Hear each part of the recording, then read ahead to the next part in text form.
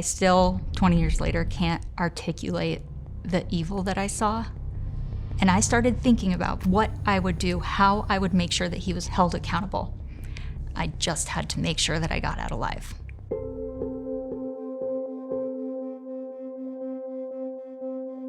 I am very blessed and privileged to have grown up in a bubble. I can't pinpoint anything really bad happening until I was raped. The University of Northern Colorado is in Greeley, which is where I grew up. I didn't come home to stay the night until Thanksgiving break. I made my new life for college over on that side of town on campus, and I loved it. Approaching junior year, we started looking for off-campus housing. There was a fairly new apartment complex that had just been built, and all they had were ground floor apartments, which kind of was like, I don't love that, but they're saying what great amenities there are, and they have had zero crime here, and it's a really safe and fun place to live. And I'm with my best friends, and probably what's gonna be the best time of our lives.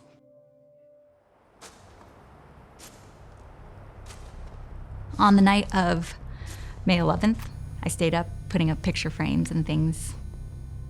Left a message for my boyfriend around 1:30, and I went to bed. Next thing I remember was feeling like I couldn't breathe. My breath was really hot on my face, and I went to push myself up off of my bed, and I was pushed back down into my pillow. This low, taunting voice saying, shut up, don't say anything. I always thought that I would be the person who could fight someone off. In that moment, I froze. He raped me next to my childhood stuffed animal, and I could do nothing to stop it. He had a shirt that he kept my face covered. There were 2 different times where he moved the shirt just enough I was able to see from about mid-bridge of his nose up. I still, 20 years later, can't articulate the evil that I saw. And instead of crying or screaming or kicking, I started thinking about what I would do, how I would make sure that he was held accountable. I just had to make sure that I got out alive. All I was doing was cataloging information. I gauged the passage of time because I had left a about 2-inch slat in my blinds.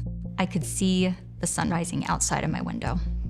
When he finished his assault, he ejaculated on my upper left thigh. And I knew at that moment that is evidence. So he rolled me onto my side, and I was facing the window, and I made sure to keep my leg up so that it didn't transfer to the sheets. I had read in some magazine there was a woman who had been abducted, and she convinced them that they were gonna have a relationship, and he let her go. So I started talking to him. And he talked back, and then he just kept talking. If I started to talk too loud or ask questions that were too intrusive, he'd become agitated. He needed to be in complete control of everything that was happening in that room. As the sun is completely rising, and I knew I had to get him out of that apartment. And he finally says, I keep thinking about my mom. She'd be really disappointed, but I'm gonna come back for you. I'm gonna find you again, and I'm gonna do something nice for you. And I put my hand on top of his. And I said, it's okay. Everybody makes mistakes. He then asked if he could get a drink of water. And I knew that there's a chance he could leave fingerprints. And he finally got up, kissed the top of my head. He told me to stay put for about 10 minutes or so. And then I heard him walk out into our kitchen. I hear the water turn on. I hear a cup. And then I hear my front door open and close. I immediately grabbed my phone and I dialed 911. From the time that he woke me up to when I was finally able to make that first call to 911, it was about 2 hours. I had no underwear left on. My camisole was pushed up over my breast still, and I made sure not to touch anything. I ran to the front door, turned the deadbolt lock, and then I ran into Haley's room where she had been sleeping the entire time. Imagine for a minute what that must be like, to be awoken out of a dead sleep, one of your very best friends, half naked, disheveled on the phone, screaming at you what your address was. Try to say the address, okay? What's going on? What's Okay. the address? We're on 47th Ave and 34 by that's the apartment. Okay, what's going on? I was raped. I went into my closet and got the baggiest pair of sweatpants that I owned, laid down a towel on the floor, and I stood on top of it, and I would not let Haley touch me. I also called my parents. What should have been 10-minute drive took them about 5. All they wanted to do was hug me, and I wouldn't let them. Because I knew that my body was a walking crime scene, and that was really hard. I was glad they were there, but then I asked them to step outside because I didn't want them to have to hear what happened to me. Now, the next thing that I can actually remember is sitting on our couch in the fetal position, giving my first statement. And I remember being so frustrated because I had just taken in all of this vital information for 2 hours, and I wanted to word vomit, and he kept having to interrupt and pause me. We go to the hospital. I did the interview afterwards at the police station. He was really, just kept whispering to me, like, don't talk, just don't say anything, don't scream. And at the end of it, they said, okay, I think we've got enough for today, you can go home. Where I was in the bathroom, showering, and no matter how much I scrubbed that part on my leg, it would not feel clean. And my mom had to sit right there talking to me the entire time because I was terrified because he said he was coming back for me.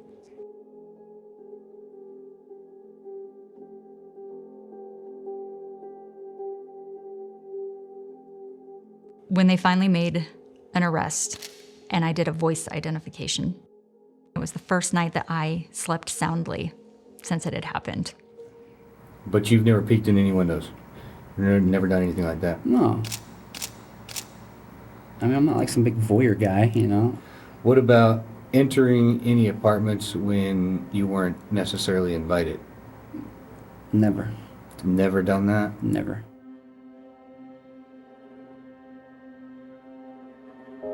We hear the phrase, start by believing.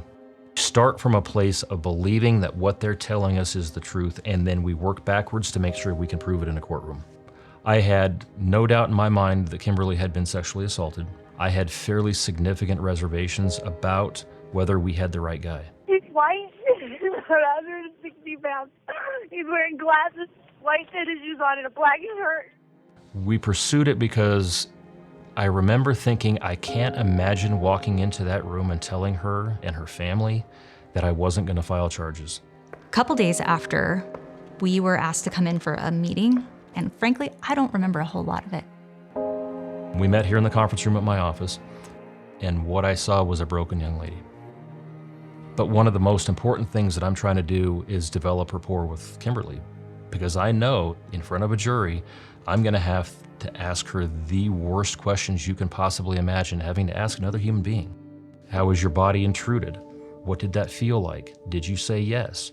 How long did this last? How many times did he penetrate you? Horrible questions that you should never have to ask anyone, much less a 20-year-old college co-ed who was so traumatized. And so I brought up a term that she had heard before that broke the ice in a very negative way. We may have to talk about a plea bargain. It shook something in me. She looked at me for the first time, and she had this glare that I can best describe as horrible, horrible visions coming out of her eyes at me, and she said, there will not be a plea bargain in this case. We have the right person now. He's going to do it again. I saw that in his eyes, and I'm going to stop him.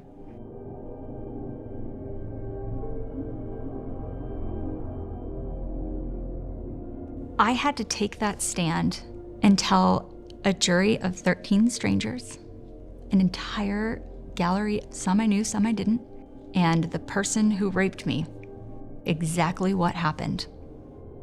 What I didn't want to do is have her practice, because the unfortunate reality in front of our juries these days is there's an expectation that there is some trauma. If there was going to be emotion coming out of Kim, during the course of answering those horrible questions, I wanted it to happen in front of the jury instead of in my conference room. She did exceptionally well. We had really, really strong forensic evidence that established almost without question that this individual was the one who had committed this offense. He refused to take the stand. There's a reason that when you hear a creak at night, or a dog bark, or an ice machine vending ice in your homes, that you jump up, startled, afraid, wondering what's in the dark. Ladies and gentlemen, Ms. Corban knows exactly what could be there, what was there, and understands the fear better than any of us because she dealt with it. She dealt with the fear that resulted from the noises that awoken her in the middle of the night. Jury goes to deliberate. That period of time is excruciating. I had my eyes squeezed shut so hard, and I'm holding my mom and my dad's hand. And they found Ronnie Piros guilty of burglary and guilty of sexual assault. The look on her face was the polar opposite of the broken woman that I had seen in that conference room in my office 13 months ago. The sense of, we did it, we stopped him. It's one of the best of my life. Good afternoon, Your Honor. A survivor is defined as being someone who outlives. I haven't read this since I read it in court. Survivor is defined as being someone who outlives another person, place, or event. Since May 12th of last year, I've been reduced to feeling like a 5-year-old who's scared of the monsters in her closet. But the difference is I'll never outgrow that fear. I was forced to spend 2 horrifying hours with the defendant, during which time seemed to stop, and all I could do was prepare myself for death. I thought about the last time I saw my parents and brother. Did I remember to tell them how much I loved them? Would my friends know how important they were to me? Is this really the way my life is gonna end? I knew I couldn't fight back immediately, but by the grace of God, I managed to get out of this experience alive. He took all the traits that I had, that once made me a bright, outgoing, and fun individual, and turned me into an introverted, depressed girl. But my efforts were not only for my own safety. They were for the safety of every woman you see today here in court, every woman in our community, and even for every woman in your life, Your Honor. I knew that by cooperating with police, the doctors, the district attorneys, and everyone else who was seeking justice, that I could regain my strength and not just become another statistic. I wrote that sitting at my parents' kitchen table that's still there. And the judge absolutely hammered him. Gave him a sentence of 24 years to life in the Department of Corrections in the state of Colorado. From the get-go, I was believed. And it was still so hard. There were days where I didn't want to be here anymore. So when I released my name and I took my power back and I went back to school and I became a victim advocate, it changed the entire trajectory of my life. Last fall, I was still a victim, but in the past year, I've transformed myself into a survivor. I knew I was on the right path. There's all these little reminders along the way, and it's usually people who say, "This happened to me too." They are able to see someone sit in front of them that is whole and complete, despite what happened. When victims choose to speak, we can listen to them, and we can start by believing them. And if that's the purpose that I serve, then that's okay. Morning, ladies. This is Kimberly Corban, and I am so excited to be meeting with all of our lawmakers today. I started working at the district attorney's office, which was the same one that prosecuted my case. We were looking for somebody with a specific skill set, an understanding of the criminal justice system, a compassion for victims. Seeing her come full circle and come and work back at the same DA's office that was able to prosecute her case was really kind of a neat moment. And now I had the ability to do the right thing the right way for the right reasons. That is the culture of the 19th Judicial District, and I was so proud to finally be a part of it in a way that I could meaningfully contribute. So 10 years go by. Who asked who on a date? That's a great question, and one that is a topic of discussion, debate, It was something that felt like it just logically fell into place. There has always been this like magnetism or just a pull. He was my voice before I found my own. And then he was an encouraging friend and coworker and my hero. And eventually, the love of my life. I feel really, really lucky for a lot of reasons, but this is the reason I feel the luckiest. Our pillow talk is real messed up, man. But we have the same level of respect and passion and drive to make our community and this world a better place. I fell madly in love with her. There's no doubt about that. We were married May 18th of 2018 in Pebble Beach, California, and it was one of the best days of my life. She says she married her hero. Well, I got to marry mine too. And that's not, this won't make the show, that's not bullshit. Because I watch the impact that she has on women who have never reported a sexual assault before. That's a gift that she has given people that can't be quantified, can't be described in words. When you are victimized in this way, it stays with you for your entire life. The day of my assault, I got this pamphlet, trifold blue pamphlet. I'm looking at this list of things you may experience.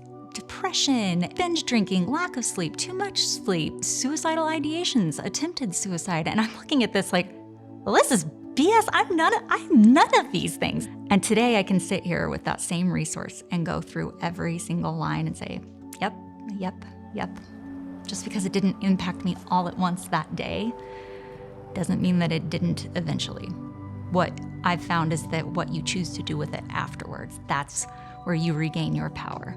Today, I am an advocate, a speaker, a consultant, a director of development, a wife, a mom, and a survivor.